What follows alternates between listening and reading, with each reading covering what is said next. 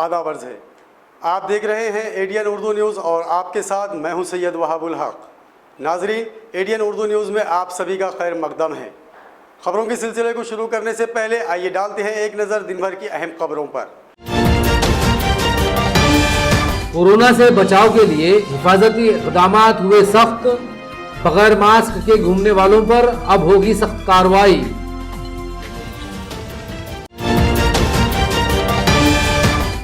₹20 कम होने पर मरीज का इलाज से किया इनकार।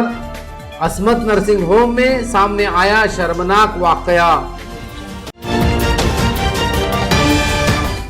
कालाबाजारी से बाज रहे राशन दुकानदार, एमएलसी सतीश चौहान ने दिया सख्त कार्रवाई का इंतबाह। कर्फ्यू के दौरान नौजवान और पुलिस में हुई मारपीट, नौजवान पर हुआ केस दर्ज। अब खबरें तफसील से। शहर में पाए गए कोरोना के तमाम 15 मरीजों की हालत काफ़ी बेहतर है। ये बात आज सिविल सर्जन डॉक्टर सुंदर कुलकर्णी ने कही। शहर में कोरोना के 17 मरीज़ हैं। कोरोना का खतरा टालने के लिए इंतज़ामिया ने हिफाजती इंतज़ामात मज़ीद सख्त कर दिए हैं। हर एक शख्स के लिए मास्क का इस्तेमाल लाजमी करार दिया गया है। अब शहर में बगैर मास्क के घूमने वालों के खिलाफ सख्त कार्रवाई का ऐलान किया गया है। कोरोना पर काबू पाने के लिए लगाए गए कर्फ्यू का आज 16वां दिन है। तमाम तर एहतियाती इक़दाम के बावजूद आज शहर में कोरोना के मरीजों की तादाद 17 तक पहुंच गई। म्यूनसिपल मेयर नंद कुमार घोड़ीले और कॉरपोरेशन की health officer doctor Neeta Padalkar ने कहा कि कोरोना के मरीज शहर के बाहर से आए थे। इनकी जद में आकर शहर के दूसरे लोग इनसे मुतासिर हुए। कोरोना के 15 मरीजों की हालत फिलहाल ठीक है। आज कोई नया मरीज सामने नहीं आया, लेकिन हुकूमत व इंतज़ामिया अब कोई रिस्क लेने तैयार नहीं। हुकूमत ने अब हर शख्स के लिए मास्क लाजमी करार दिया है। कोई शख्स बगैर मास्क के नजर आने पर इसके खिलाफ सख्त कार्रवाई की जाएगी। इसी तरह आज शब बारात के मौके पर 7 बजे से रात 11 बजे तक कर्फ्यू सख्त कर दिया जाएगा। शाम में शहर के चप्पे चप्पे पर पुलिस की भारी फोर्स तैनात की जाएगी। इसी तरह शहर के मुख्तलिफ इलाकों में फ्लैग मार्च भी किया जाएगा। नागरिकांमध्ये भीतीचं वातावरण आहे, संख्या वाढत चालली आहे। 17 पैकी एक दुर्दैवाने एक डेथ, एक डिस्चार्ज आहे। 15 रुग्ण मी स्वतः, आमच्या MH मॅडम डॉक्टर पाडळकर, मान्य आयुक्त, आम्ही स्वतः आवर्जून या 15 रुग्णांची माहिती घेतली, विचारपूस केली। सध्या तरी हे पेशंट सुरक्षित आहेत, त्यांच्या कुठल्याही प्रकारच्या लाईफला धोका नाही अशी परिस्थिती आहे। आपल्या शहरात आता कोरोनाचा संसर्ग विषाणूचा झालेला आहे। एकूण 17 केसेस पॉझिटिव्ह आलेले आहेत आणि या सर्व जर आपण केसेस बघितल्या, ज्या काय प्रथम पॉझिटिव्ह आलेले आहेत बाहेरगावून, मुंबईहून, पुण्याहून, दिल्लीहून, त्यांच्याच संपर्कात जे आलेले आहेत तेच लोक पुढे पॉझिटिव्ह येत आहेत। म्हणून म्हणजे हा प्रसार एकापासून दुसऱ्यापर्यंत होत आहे। तर यामध्ये जे सोशल डिस्टन्सिंगचं महत्त्व खूप जास्त आहे की हा प्रसार आपल्याला थांबवण्यास मदत होईल। यासाठी कोणीही घाबरून जाऊ नये आणि ज्यांना कोणाला त्रास असेल, थोडासा सिम्पटम्स असेल तर त्वरित दवाखान्यात दाखवावं, तपासून घ्यावं, घरी थांबू नये। तसंच कोणी कोरोना पॉझिटिव्ह पेशंटशी किंवा बाहेरगावून आलेलं कोणाशी संपर्कात असेल तरी पण एकदा दाखवून आमच्याकडनं खात्री करून घ्यावी, तपासून घ्यावी। आणि मुख्य म्हणजे विनाकारण बाहेर पडू नये। जे लॉकडाऊन आहे ते प्रामाणिकपणे सगळ्यांनी सांभाळावं। अतिआवश्यक असेल तरच बाहेर पडावं आणि सोशल डिस्टन्सिंग सांभाळावं। हे सर्व केलं तर आपण हा प्रसार थांबवण्यात सर्व शहरवासी याच्यामध्ये यशस्वी होऊ आणि कमीत कमी रुग्ण आपल्याकडे येतील यासाठी आपण सर्वजण प्रयत्नशील राहू। ये आशा है कि और कुछ केसेस उभर कर नहीं आना चाहिए। तो इसके लिए मेरा लोगों के लिए, आवाम के लिए कहना है कि आप घर से बाहर नहीं निकलना चाहिए। ये जो प्रशासन और जो बार बार आपको कह रहा है, इसके पीछे बहुत बड़ी बात है। आप बाहर निकलोगे तो आपका संक्रमण होने का खतरा और बढ़ जाता है। इसलिए आप बहुत ही कुछ गरज पड़ी तो ही बाहर निकलना। और दूसरी बात, लगातार आप जब भी मन में शंका आई तो हाथ धोना चाहिए। हाथ अपन पानी और साबुन से भी धो लिए तो भी सफिशिएंट है, नहीं तो फिर सैनिटाइज़र या अल्कोहल बेस्ड सैनिटाइज़र वाला तो भी चल सकता है। और मास्क आम पब्लिक को लगाने की इतनी गरज नहीं है। जिनको खुद को खांसी या सर्दी है, ऐसे लोगों ने मास्क पहनना चाहिए। या तुमको किस कारण की वजह से भी बाहर जाने की गरज पड़ रही तभी मास्क पहनना चाहिए। अदरवाइज मास्क सभी लोगों ने पहनने की कोई गरज नहीं है। घर में बैठे रहो और घर में बैठने के बाद में खिड़कियाँ खुली रख के पंखे लगाओ, एसी का वापर नहीं करना चाहिए। ये 2-4 सावधानी की बातें यदि हर किसी ने यदि फॉलो करी तो अपन इसके ऊपर काबू करना अपने लिए काफ़ी आसान हो जाएगा। 8 साल से ज़ेर इलाज मरीज को सिर्फ 20 रुपये कम होने पर एक अस्पताल ने उसका इलाज करने से इनकार कर दिया। तिब व इलाज के मुक़द्दस पेशे को बदनाम करने वाला ये मामला आज अस्मत नर्सिंग होम फाजिलपुरा में पेश आया। कारपोरेटर अयूब खान ने इस अस्पताल में जारी लूट खसूट के खिलाफ गहरी नाराज़गी का इजहार करते हुए उसके खिलाफ कानूनी कार्रवाई का अज़्म ज़ाहिर किया। इलाज के लिए इंतहाई जदीद टेक्नोलॉजी का इस्तेमाल बुलंद व बाला 5 स्टार इमारतों में जारी आलीशान अस्पतालों में महंगे इलाज के बावजूद डॉक्टर्स और तिब्बी अमले को माशरे में इज्जत व एहतराम की नज़र से देखा जाता है, लेकिन कुछ अस्पतालों में मरीजों के साथ लूट खसूट के वाक़यात इस मुक़द्दस पेशे को एक बदनुमा दाग लगा देते हैं। ऐसा ही वाक़या शहर के फाजिलपुरा इलाके में वाक़ अस्मत नर्सिंग होम में सामने आया। शेख मकसूद नामी एक बुज़ुर्ग जोड़ों और हड्डियों के दर्द में मुब्तला हैं। गुज़िश्ता 8 साल से वो अस्मत नर्सिंग होम में डॉक्टर शेख मुख्तार से अपना इलाज करा रहे हैं। इनके इलाज के लिए डॉक्टर मुख्तार गुज़िश्ता 8 साल से उन्हें हर महीना पाबंदी से एक इंजेक्शन लगाते हैं जिसकी कीमत 500 रुपये है। गुज़िश्ता रोज़ वो मामूल के मुताबिक इंजेक्शन लेने के लिए पहुँचे तो अस्पताल के अमले ने उन्हें इंजेक्शन लगाने से इनकार कर दिया। जब उन्होंने इसरार किया तो इनसे 1500 रुपये मांगे गए। उनकी दरख्वास्त पर मामला 1400 रुपये में तय हुआ। शेख मकसूद किसी तरह 1380 रुपये जमा कर अस्पताल पहुँचे, लेकिन सिर्फ 20 रुपये कम होने पर अस्पताल ने उन्हें इंजेक्शन देने से इनकार कर दिया। शेख मकसूद अपनी शिकायत लेकर कारपोरेटर अयूब खान के पास पहुँचे। कारपोरेटर अयूब खान ने डॉक्टर से बात करके उन्हें शेख मकसूद को इंजेक्शन देने के लिए कहा। इसके बावजूद अस्पताल ने इंजेक्शन देने से इनकार कर दिया।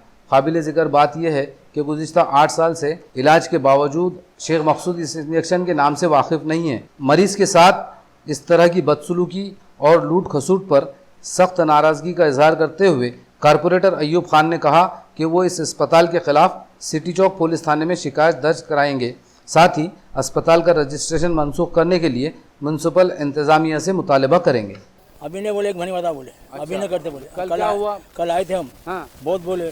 फिर बाद में मारने बोले 1500 तो बोले। हाँ। 1400 रुपये तो बोले। अच्छा। 20 रुपये कम थे हमारे पास। हाँ। नहीं दिए उन्होंने 20 रुपये से। तो काहे के पैसे मांगे थे? इंजेक्शन लाने की। इंजेक्शन नहीं, 1500 रुपये का आता। नहीं 500 लेते हमेशा। हर महीना आते तुम? हर महीने इंजेक्शन लेना पड़ता? 1.25 महीने के बाद। 1.25 महीने के बाद? जी हाँ। तो 500 रुपये का इंजेक्शन लगता जी हाँ। हर महीने? हाँ। तो फिर कल क्या करें? कल वही गए हम, बोले तो नहीं बोले, अभी तो नहीं थे बोले हम। फिर बाद में बहुत कोशिश करा हमने तो 1400 रुपये तो बोले। 1400 में 20 रुपये कम थे तो नहीं दिए उन्होंने। फिर अभी तकलीफ बढ़ गई आपकी? बहुत बढ़ गई, चलना रहा नहीं, इतनी दंगा। अभी बात करें आपने, कौन है डॉक्टर अंदर? उनके बच्चा था साहब का। अच्छा, तो क्या बोले वो उन्होंने? नहीं, इनके असिस्टेंट ने बोला एक महीने बाद बोले साहब नहीं है पर, और साहब जमरात के साथ नहीं रहते। अच्छा। मकसूद साहब हमारे पास आए और उन्होंने कहा कि हमारा संधिवात का जो इलाज है गुज़श्ता 8 से 9 साल से इनका डॉक्टर अस्मत हॉस्पिटल में चल रहा और वो हमेशा हमको 500 रुपये लेकर वो इंजेक्शन देते हैं। तो फिर हमने ये हमारे वार्ड में है और डॉक्टर साहब के हमेशा हमको फ़ोन आते रहते काम के लिए उनके, तो उनसे हमने बात की है डॉक्टर साहब से, तो उन्होंने उनको भेज दो बोले। भेजने के बाद फिर यहाँ आने के बाद उन्होंने उनको बोले कि 1500 रुपये इंजेक्शन के दो और इंजेक्शन ले। तो उन्होंने कहा कि हम हमेशा 500 रुपये में लेते हैं इंजेक्शन। तो बोले नहीं, तो उनके पास उस टाइम पैसे कम थे। उन्होंने 1380 रुपये देने के बाद में 1400 रुपये बोले उनको, उनका बोलना ऐसा है। तो उन्होंने 1380 रुपये देने के बाद भी उन्होंने इंजेक्शन देने से इनको इनकार कर दिए संधिवात का। फिर आज वो सुबह में आया है कि हमको बहुत तकलीफ़ हो रही और वो डॉक्टर साहब नीचे आ रहे नहीं और ना वो ट्रीटमेंट कर रहे बोलकर। फिर हम आए, फिर उनके जो रिसेप्शन पे जो बैठते उनसे बात किए तो बोले डॉक्टर साहब आ रहे। डॉक्टर साहब तो नहीं आए, उनके बेटे डॉक्टर अहमद आए और वो ना बात करने को तैयार अंदर से पेशेंट को ना, वो बोले वाली साहब ट्रीटमेंट करते 1500 रुपये है तो इंजेक्शन ले लीजिए और चल जाइए, ऐसा बोल दिए उनको कॉन्फ्रेंस के ऊपर, उन्होंने मोबाइल के ऊपर। तो हमने बोला ठीक है, इनको पेशेंट को बोले दे दो 1500 रुपये और ले लो इंजेक्शन। तो उसके बाद वो कंपाउंडर ने बोले कि मैंने डॉक्टर साहब से बात कर लिया हूँ, अब 1500 रुपये भी दिए तो हम इंजेक्शन नहीं देंगे, अब अगले महीने आइए आप और इंजेक्शन लीजिए बोलकर। वो पेशेंट को तकलीफ़ है ना, वो पेशेंट का उनका डॉक्टर का काम है कम से कम प्रिस्क्रिप्शन लिख के देना चाहिए उन्होंने कि उनको कौन सा इंजेक्शन दे रहे बोलकर। तो इसका ये कालाबाजारी कर रहे हैं डॉक्टर साहब। अभी मैं उनको पुलिस स्टेशन लेके जा रहा हूँ सिटी चौक में, और उनकी कंप्लेन भी करा रहा हूँ। क्या ऐसे गरीब लोगों ने कहाँ जाना फिर? अभी मानापा में भी जो रजिस्ट्रेशन इनका, इसके बारे में भी मैं अभी जाके महापौर साहब से बात करूँगा और इनके ऊपर कार्रवाई करने की मांग करेंगे। कोरोना के खिलाफ जारी जद्दोजहद में कर्फ्यू की सख्तियों के असरात अब सामने आ रहे हैं।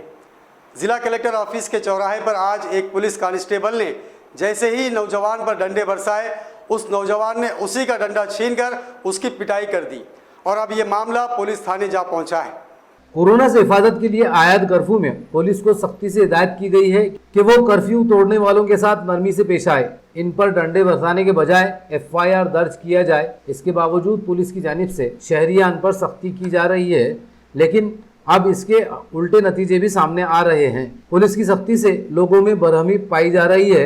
एक तरफ लोग कर्फ्यू से परेशान हैं, दूसरी तरफ पुलिस की सख्ती ने इनकी जिंदगी अजीरन करके रख दी है। कलेक्टर ऑफिस के चौराहे पर एक पुलिस के जवान ने जैसे ही एक नौजवान पर डंडे बरसाए, इस नौजवान ने उसी का डंडा छीनकर उसकी पिटाई कर दी। इस मामले से यहां थोड़ी देर हालात कशीदा रहे। सिटी चौक और पुलिस कमिश्नर ऑफिस से आला पुलिस अफसरान भारी पुलिस फोर्स के साथ यहां पहुंचे। पुलिस के जवान पर हमला करने वाले के खिलाफ सिटी चौक पुलिस थाने में शिकायत दर्ज की गई है।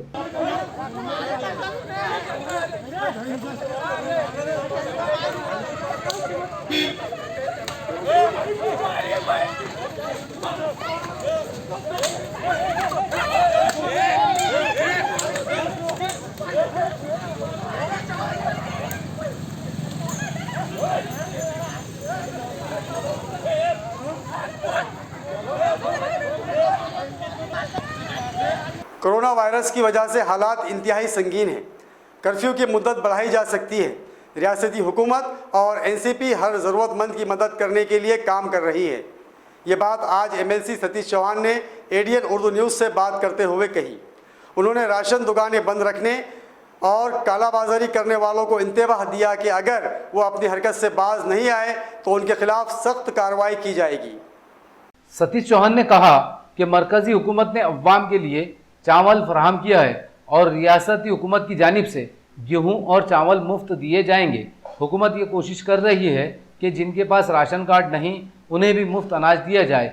दिहाड़ी मजदूरों और दीगर शहरों से काम करने आए मजदूरों के लिए शेल्टर होम लगाए जाएंगे। उन्होंने कहा कि हुकूमत और NCP गरीबों तक अनाज पहुंचाने का काम कर रही है। लॉकडाउन बढ़ सकता है, रोज़ कमाकर खाने वालों की पूरी मदद करने की कोशिश की जा रही है।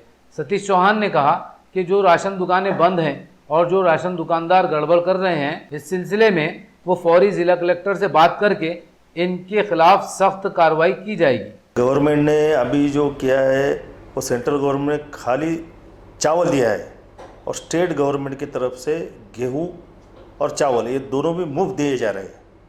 और इसके बाद में भी गवर्नमेंट अभी प्रयास ऐसा कर रही है जिनके पास राशन कार्ड नहीं है उनको भी देने का प्रयास करे। 1-2 दिन में वो भी काम हो जाएगा। गवर्नमेंट अपने तरफ से पूरी कोशिश कर रही है। जहाँ जहाँ पॉसिबल है वहाँ पे जो दिहाड़ी मजदूर है उनके लिए शेल्टर लगाना चालू है। जो बाहर के स्टेट के लोग यहाँ काम करते हैं वो अपने गांव में वापस नहीं जा सकते, उनके लिए भी गवर्नमेंट ने तैयारी की है।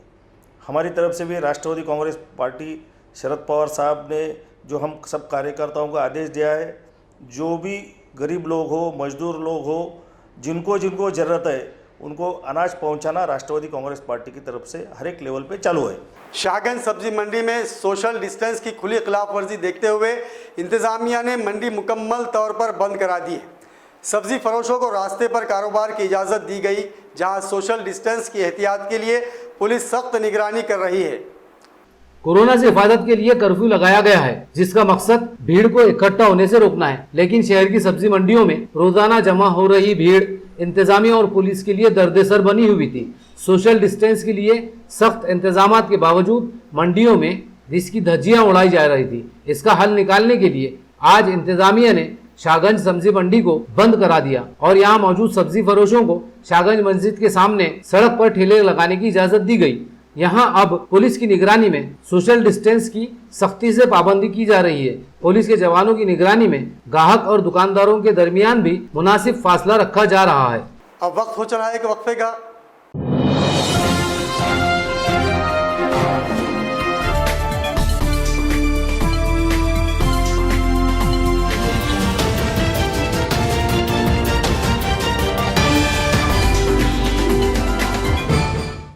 नमस्कार. एडीएन दर्शकांना नम्र निवेदन आहे की सरकारने केलेल्या लॉकडाऊनची काटेकोर अंमलबजावणी करा. मित्रांनो, बंधू भगिनींनो, कोरोना हा जीवघेणा विषाणू आहे. जगातल्या अनेक प्रगत देशांनी कोरोनापुढे हात टेकले आहेत. तेव्हा मस्करी नको, घरातच बसा. जोपर्यंत कोरोनाचा धोका टळत नाही तोपर्यंत घरीच बसा. कोरोनाचा विषाणू हा संपर्कातून म्हणजेच स्पर्श झाल्यावरच पसरतो. त्यामुळेच सरकार म्हणते सोशल डिस्टन्सिंग बाळगा. एकमेकापासून किमान 3-4 फुटाचे अंतर ठेवा. जीवनावश्यक वस्तूची खरेदी करण्यासाठी बाहेर जाणार असाल तर तोंडाला मास्क लावा. महत्त्वाचे म्हणजे बाहेरून आल्यावर आपले हात साबणाने स्वच्छ धुवा. साबण लावून अर्धा मिनिटभर हातावर हात रगडा, मग चांगले धुवून काढा. चेहऱ्याला वारंवार हात लावू नका. नाक, तोंड, डोळ्यांना हात लावू नका. मास्कचा वापर झाल्यावर त्याची विल्हेवाट लावा. सर्वात चांगला उपाय मास्क जाळून टाकणे हा आहे. शिंक किंवा खोकला आल्यास तोंडावर हात ठेवून किंवा चेहरा झाकून शिंका.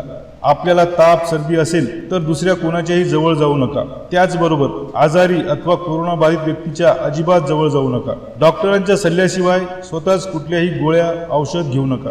कोरडा खोकला, ताप, श्वास घेण्यास त्रास यासारखी लक्षणे आढळून आल्यास त्वरित शासकीय रुग्णालये, मनपाची आरोग्य केंद्रे किंवा नजीकच्या डॉक्टरकडे जा. त्यांचा सल्ला घ्या आणि त्यांनी सांगितलेल्या सर्व सूचनांचे पालन करा. मित्रांनो, एडीएन दर्शकांनो, पुन्हा एकदा कळकळीची विनंती करतो, कोरोनाला हरवायचे असेल तर घरात बसूनच त्याच्यावर मात करता येईल.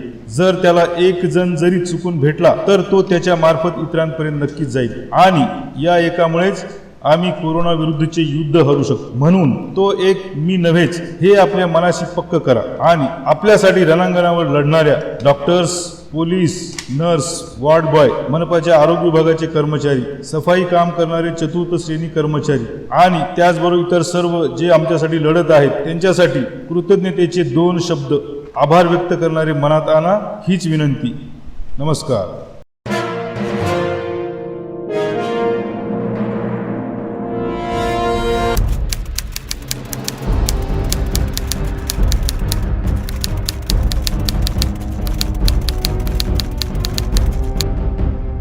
बाल कामगार कामावर ठेवणे कायद्याने गुन्हा आहे. सर्व दुकाने व आस्थापनांच्या मालकांना आवाहन करण्यात येते की 14 वर्षाखालील वयाच्या मुलांना कामावर ठेवू नये. तसेच 14 ते 18 वयाच्या किशोरवयीन मुलांना देखील धोकादायक उद्योगात जसे की हॉटेल, धाबे, गॅरेजेस आदी ठिकाणी कामावर ठेवण्यास सक्त मनाई आहे. तरी मुलांना कामावर ठेवू नये. मुलं शिकतील तर प्रगती होईल. तपासात लहान मुलं कामावर ठेवलेले आढळल्यास मालकास 6 महिने ते 2 वर्ष कारावास व रुपये 20,000 ते 60,000 रुपयापर्यंत दंड होऊ शकतो, याची नोंद घ्यावी. त्यामुळे या वयोगटातील मुलांना कामावर ठेवू नये असे आवाहन जिल्हाधिकारी उदय चौधरी तसेच औरंगाबाद विभागाचे कामगार उपायुक्त शैलेंद्र पोळ यांनी केले आहे. बाल कामगार कामावर ठेवणे कायद्याने गंभीर गुन्हा आहे. बाल कामगार कामावर ठेवणे कायद्याने गंभीर गुन्हा आहे.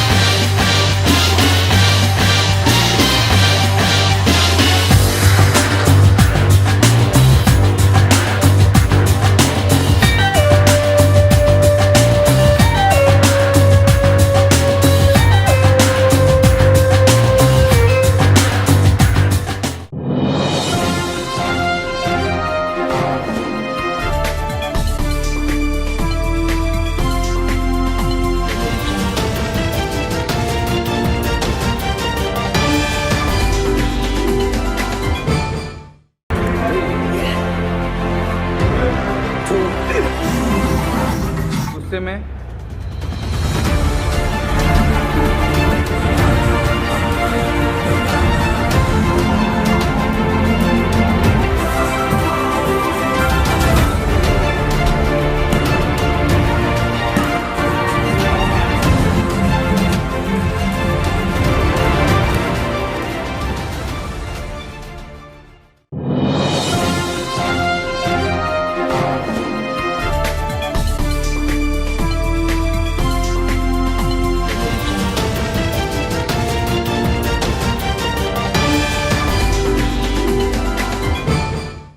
नाजरीन, वक्फे के बाद आप सभी का दोबारा खैर मकदम है। शहर की सरकर्दा और बाअसर शख्सियात की जानिब से रोज़ाना ये अपील की जा रही है कि शहरियान कर्फ्यू के मकसद को समझे। ये कर्फ्यू किसी की आज़ादी छीनने के लिए नहीं बल्कि कोरोना से हिफाजत के लिए लगाया गया है। इसलिए शहरियान हुकूमत की हिदायत पर अमल करें। एडीएन उर्दू न्यूज़ से मुलाकात में आज एमएलसी सतीश चौहान, साबिक म्यूनसिपल मेयर त्र्यंबक दास तुपे, कारपोरेटर कृष्णा बनकर और आरपीआई के शहर सदर विजय मगरे ने शहरियान से अपील की कि वह कर्फ्यू की पाबंदी करें और बिला ज़रूरत घर से बाहर ना निकले। करोनाच्या पार्श्वभूमीवर सर्व जनतेला माझी नम्र विनंती आहे की सगळेजणांनी घरातच राहावे, विनाकारण बाहेर फिरू नये। आपण सर्वजण मिळून या करोनाला जिद्दीनं परतून लावूया आणि आपल्या सहकार्याची अपेक्षा करतो। जय हिंद। जनतेला विनंती अशी आहे, करोना ही फार महारोग आलेली आहे आपल्या देशावर, महाराष्ट्रावर, औरंगाबाद शहरावर। तरी आपण घरात बसूनच या करोनाला हरवायचं आहे आपल्याला आणि या करोनाला इथून हद्दपार करायचं आहे आपल्या देशातून, महाराष्ट्रातून, या औरंगाबाद शहरातून। तरी आपण डॉक्टर लोकांना किंवा पोलिसांना सहकार्य करून आपण घरात बसूनच आपले सहकार्य करावं आणि करोनाला आपण हद्दपार करू। आज देशाची परिस्थिती व जगाची परिस्थिती अत्यंत भयानक असल्यामुळे मी वंचित बहुजन आघाडीच्या वतीने माननीय बाळासाहेब आंबेडकरांच्या वतीने त्यांनी जे नियम सांगितलेत त्या नियमाचं पालन करण्यासाठी मी सर्व माझ्या नागरिकांना कळकळीची विनंती करतो की कोणीही रस्त्यावर उतरू नये, रस्त्यावर येऊ नये व डिस्टन्स ठेवायचं आहे।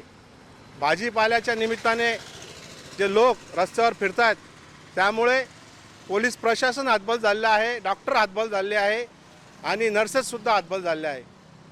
आमच्या भागामध्ये सुद्धा एका नर्सला याची कोरोनाची लागण झाली, त्यामुळे त्याचं पूर्ण घरदार परेशान आहे। घराबाहेर पडू नये, शासनाचे जे गाईडलाईन्स आहेत ते आपण सर्वांनी पाळलं पाहिजे आणि अत्यंत महत्त्वाचं काम असेल तरच आपण घराबाहेर म्हणजेच एखादं मेडिकलचं काम असेल, एखादं औषधीचं काम असेल तर नागरिकांनी निघावं, पण ते निघत असतानासुद्धा आपण काळजी घ्यावी। सोशल डिस्टन्सिंगचं जे आहे तर ते आपण पालन केलं पाहिजे आणि घरातनं जर अत्यावश्यक काम असेल तर मास्क वगैरे लावून आपण निघालं पाहिजे। मैं आज औरंगाबाद के शहरवासियों को अपील करता हूँ कि आप घरों में रहे, पुलिस प्रशासन और डॉक्टर्स का साथ दीजिए और सबसे बड़ी बात, आप घर में रहने के बाद अपने हाथ अच्छे से बार बार धोए और घर में साफ़ सफाई का ख्याल रखें। और मैं सभी से ये गुजारिश करता हूँ कि अपने को थोड़ी भी शंका अगर ऐसी लगती है तो सभी भाई लोग जो बाहर से औरंगाबाद में आए हुए हैं, दिल्ली, पुणे, मुंबई, सब अपने टेस्ट करवा लें।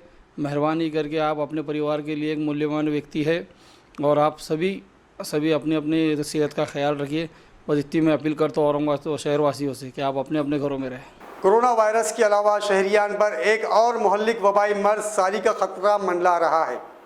म्यूनसिपल इंतज़ामिया शहर में सैनिटाइजिंग में मसरूफ़ है, लेकिन कारपोरेशन से महज चंद कदम की दूरी पर रिहायशी इलाके में फूटी हुई ड्रेनेज लाइन का गंदा पानी सड़कों पर बह रहा है। उसकी गंदगी और बदबू से यहाँ बीमारियाँ फैलने का खतरा लाहक है। बार बार शिकायतों के बाद भी इंतज़ामिया यहाँ साफ़ सफाई करने तैयार नहीं है, जिससे यहाँ के साकिनीन में नाराज़गी बढ़ती जा रही है। म्यूनसिपल इंतज़ामिया के सफाई अमले को इमरजेंसी सर्विस में रखा गया है, लेकिन कारपोरेशन की इस इमरजेंसी सर्विस का ये हाल है कि कारपोरेशन के सदर दफ्तर से महज चंद कदम के फासले पर वाक़ महल्ले में ऐन सड़क के किनारे ड्रेनेज का गंदा पानी उबल कर बह रहा है। पूरी ड्रेनेज लाइन चौकअप है, जिसका पानी बोरवेल में भी आ रहा है। इस गंदे पानी को इस्तेमाल करने पर मजबूर यहाँ के लोगों में अब बीमारियाँ फैल रही हैं। बार बार शिकायतों के बावजूद कोई तवज्जो देने तैयार नहीं। यहाँ के कारपोरेटर गंगाधर ढगे से भी कई बार शिकायतें की गई थी, इसके बावजूद ड्रेनेज लाइन को दुरुस्त करने कोई तैयार नहीं। म्यूनसिपल इंतज़ामिया पूरे शहर में सैनिटाइजिंग करवा रही है, लेकिन कारपोरेशन से महज चंद कदम के फासले पर उबलते ड्रेनेज की गंदगी इसकी कारकर्दगी पर सवालिया निशान लगा रही है। छोटे छोटे बाल बच्चे हैं, मच्छर बहुत है और बीमारी चालू है। तो आप देख रहे हैं गंदा पानी, कितना गंदा पानी है, उससे बीमारी बहुत फैल रही है। अब आप बोलो, तकरार करें क्या नगर सेवक को? 3-4 बार नगर सेवक को तकरार करे, उसका कोई मतलब ही नहीं है, कुछ आके देखता भी नहीं हो। उससे हमारी पार्टी से आगे गली का सबसे पहले मसला ये है कि ड्रेनेज लाइन हमेशा चौकअप होती है। और कई वक्त जाके कारपोरेशन में भी बोले, वो लोग आते बोले और अभी तक आए नहीं, और तो नॉमिनल थोड़ा सा करते और चले जाते, फिर बाद में और चौकअप हो जाता।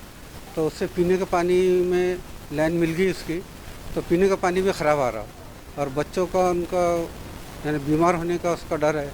गवर्नमेंट तो बोलती है साफ़ सफाई रखो, मगर साफ़ सफाई रखने गए तो ये पानी पीने का मसला है। पूरा ये चंबर का पानी आ रहा, गंदा ही आ रहा सब पानी। कितने दिन से आ रहा है ये 15 दिन से आ रही है, 12-15 दिन से आ रहा। हाँ, और गंदा ही पानी आ रहा, आधा ही घंटा आता पानी। गलत होना बस, और ये तो डेनिस है तो हमारा बहुत चौकअप हो जाता। अभी भरे ये देखो यहाँ पे लग के चले गए, उठाते भी नहीं लोग, कुछ भी नहीं। और बस पानी तो आज तक खतरा नहीं है हमारे पास, आज भी नल आने वाला नहीं है बोर्डे, फिर अब कहाँ से पीएंगे पानी। नई बस्ती के सामने, डोंगरा वकील घर के सामने रहते हैं।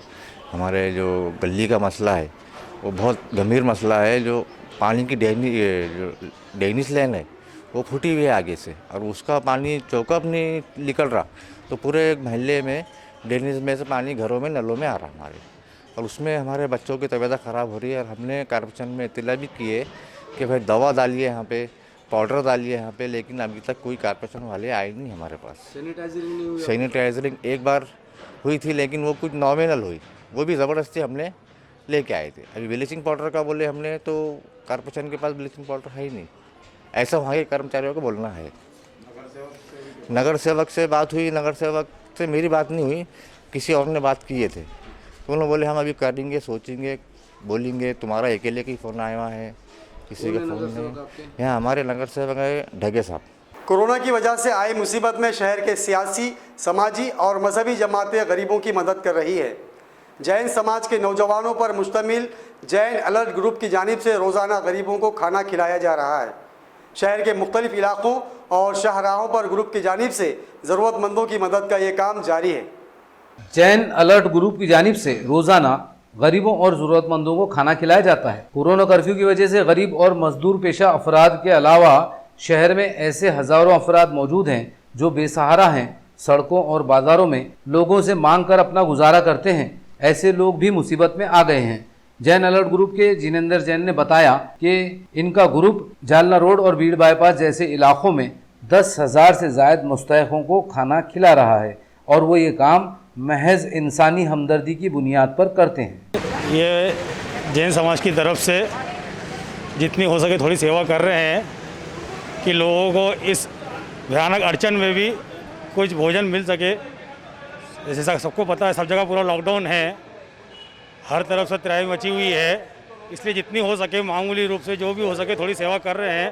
और लोगों से भी योगदान है कि इसमें सरकार का साथ दे, घर में रहे और जितना हो सके अपनी अपनी तरफ से सब मदद करें। ये कर्फ्यू चालू होने के बाद सब 4-5 दिन से महावीर जयंती से 3-4 दिन पहले हमने चालू किया था।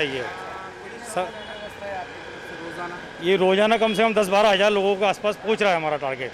मुल्क के लिए कोरोना वायरस से ज़्यादा ख़तरनाक फ़िरक़ापरस्त ज़हनीत है। ये ज़हनीत मुल्क को खोखला कर रही है। कोरोना वायरस की आड़ में तबलीगी जमात को टारगेट करके मुसलमानों को ज़हनी अजियत पहुँचाई जा रही है, लेकिन मुल्क की अवाम अपने इत्तेहाद से इस साजिश को नाकाम करेगी। ये बात आज सोशल वर्कर हाफिज़ मुश्ताक ने कही। एक मुहिम चलाई गई थी, यही जो तो ग़ुलाम बिकाऊ मीडिया के ज़रिए से, और आज तबलीगी जमात को टारगेट करके पूरे उम्मत मुस्लिमा के लिए ये एक दर्दनाक माहौल तैयार किया जा रहा है। तो लिहाजा ये ऐसे इस तरह के माहौल को ख़त्म करने के लिए हमको एकजुट होना चाहिए।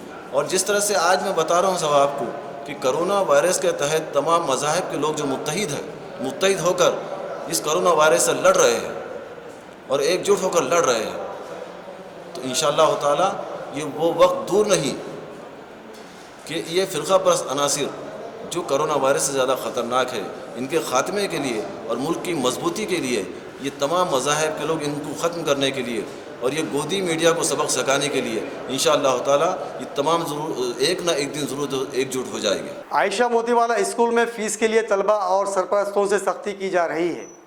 कोरोना से पैदाशुदा संगीन हालात में भी अगर स्कूल और इंतज़ामिया ये शर्मनाक हरकत करता है तो हुकूमत से इसके ख़िलाफ़ सख्त कार्रवाई का मुतालबा किया जाएगा।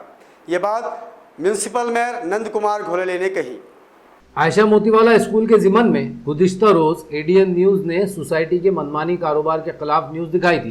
कोरोना वायरस से पैदाशुदा संगीन हालात में तलबा से फीस वसूली न करने की हिदायत हुकूमत ने दी थी, लेकिन आयशा मोतीवाला स्कूल के मुंतज़मीन फीस के लिए सरपरस्तों पर दबाव डाल रहे थे। इस मामले में कुछ सरपरस्तों ने म्युनिसिपल मेयर नंद कुमार घोड़िले से राब्ता कायम किया। एडीएन टीम ने आज म्युनिसिपल मेयर से इस मामले पर बात की। म्युनिसिपल मेयर ने कहा कि ऐसे हालात में कोई भी स्कूल फीस के लिए ज़बरदस्ती नहीं कर सकता। अगर ज़रूरत पड़ी तो मैं खुद वज़ीर आला उद्धव ठाकरे से बात करके इस मामले में वाज़ेह अहकामात देने की दरख्वास्त करूँगा। स्कूल के मुंतज़मीन ऐसे हालात में भी अगर सरपरस्तों और तलबा से फ़ीस वसूली की सख्ती करते हैं तो ये एक शर्मनाक बात है।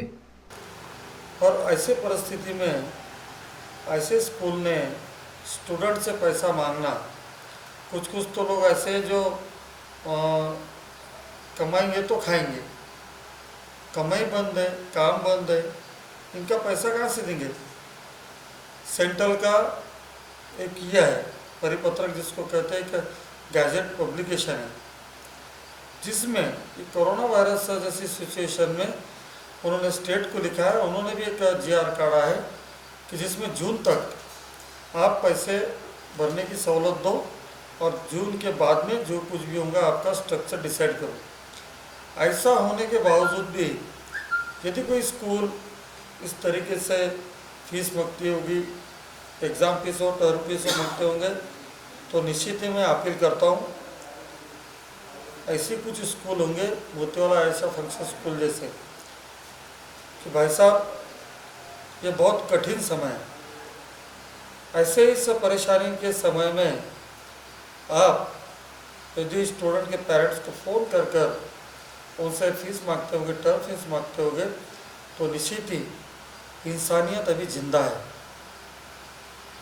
इंसानियत अभी जिंदा है और मैं समझता हूँ कि हर इंसान इस शहर का एक इंसानियत के नाते काम कर रहा है। और ऐसी परिस्थिति में आप कृपया करके इस तरीके की गलत हरकत मत कीजिए और निश्चित ही स्टूडेंट के पेरेंट्स को रिलीफ दीजिए। खबरों के सिलसिले को ख़त्म करने से पहले आइए डालते हैं एक नज़र दिन भर की अहम खबरों पर। कोरोना से बचाव के लिए हिफाजती इक़दामात हुए सख्त, बगैर मास्क के घूमने वालों पर अब होगी सख्त कार्रवाई।